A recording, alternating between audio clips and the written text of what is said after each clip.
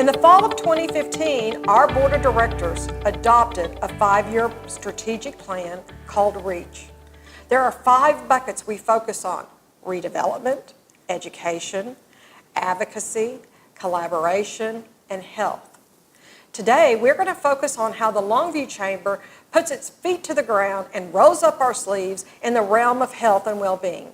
That's why I've asked Jennifer Ware, the Director of Marketing and Communications with Christus Good Shepherd Health System, to join me in the discussion. Last August, Jennifer and I had the opportunity to participate in a beta test cohort on the topic of well-being through the lens of business. This was a 2-day program that was filled with national data and sources to better understand what was happening here in Longview at the local level. So I'm going to start out by asking Jen some questions to help us better understand what's happening in this realm. So first, how about you share a little bit about the 2 days we spent in Kansas City? Sure. It was really a great opportunity to learn from another community and see what was already happening. So not only did we get some great Kansas City barbecue, but we also had the chance to learn what are they doing in some other workplaces. So really one of my favorite parts of our visit was the tour of the company who had really designed their whole workspace around employee health. So something that really stuck with me was they focused on their stairwells.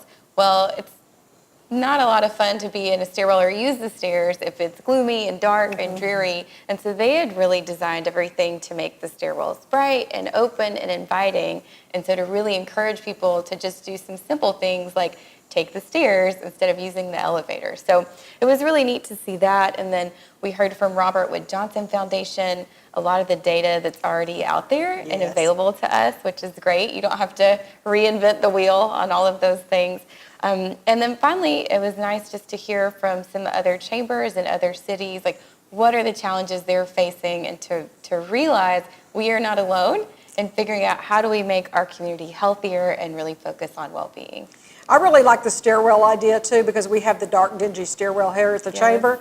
And so I came back and I said, you know, we could paint with that paint that you can write on, and we can do characters and say, hey, we walked this many steps, and that was fun. Just those little easy things we can do right now in the workplace. So of all the things that we learned about, what was the one thing, the greatest takeaway from that training? Oh, I don't know if I could just pick one, but I could definitely pick 3. So number 1, I would say know your data. You know, we really can't focus on a plan if we don't know where we are today. So really kind of set what are those benchmarks and what do we want to move toward. Number 2, I would say it really takes a village. You know, what we saw in Kansas City and heard about from other communities was it wasn't just one business. It wasn't just the chamber. It wasn't just the hospitals. It was all of those groups working together and outside the scope of business, right, engaging those social groups and other nonprofits and churches. It really took everyone focusing on a comprehensive approach and everyone having a seat at the table. Because one of the things that you were talking about, I remembered the relief that I felt that this wasn't a chamber-led initiative. This is an employer-led initiative, and us learning how to craft those stories and those messages to take back and have discussions with our employees. Because it does take a village. It's not one person's responsibility. So why do you believe the chamber needs to be involved in this conversation? Well, I think the chamber is really in a unique position to convene everyone together. And as I said, you know, one of those takeaways was it takes a village. So the chamber is in the perfect spot to engage all those different employers and different sizes of employers too. So from small business to larger companies. And really, as you said too, it's part of your core mission, and the things that you're focusing on are health. So, you know, health isn't just about exercising and nutrition. I mean, it's really about driving economic development, and it's about the workforce of the future. And as a community, do we have the focus and the good health overall to really support those things moving forward? One of the things that I enjoyed that we did recently, we launched HealthyVIEW, and we brought 6 companies in to talk about what's happening in their workplace. So we had companies from 100 employees, really 50 employees, because Texas Bank and Trust locally, and then they have all of their branches, to Nucor, Komatsu, Eastman, to better understand what's happening in their workplace already. And I think for me, remembering Kansas City, they said, why don't you figure out what's already happening in your own community and build on those positive and those strengths to begin leveraging new resources. Now that we're at this point, we've gone to our first training, we've started having discussions, we've hosted nearly a 300-person luncheon to have this conversation. What are our next steps?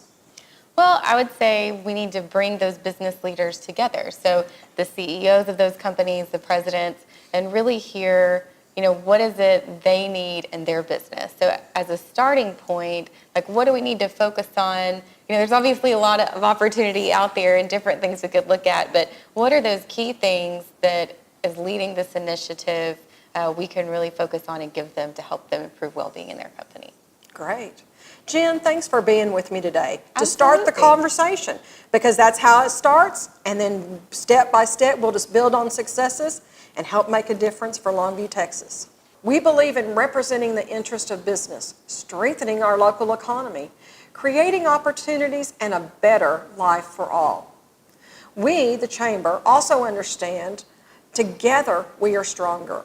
It takes a collaboration to create the vibrant business community we all dream about. And I believe that together we can accomplish this because of a free enterprise economy. I also believe it is the Chamber's job to tell our story, even when we may not like what we hear. The Robert Wood Johnson Foundation recently shared some disturbing news. For the first time in the U.S. history, we are raising a generation of children who may live sicker and die younger than their parents' generation. How will this impact your company in 10 to 15 years? Today we have a choice. Can you imagine the impact we can have together on bringing resources, partners from across the trade area to advocate for real solutions? By taking action, we will strengthen our local economy, and our business community can continue to build and strengthen on our talent pipeline. We have a choice. Will you join the movement? Give me a call. This is Kelly at the Longview Chamber.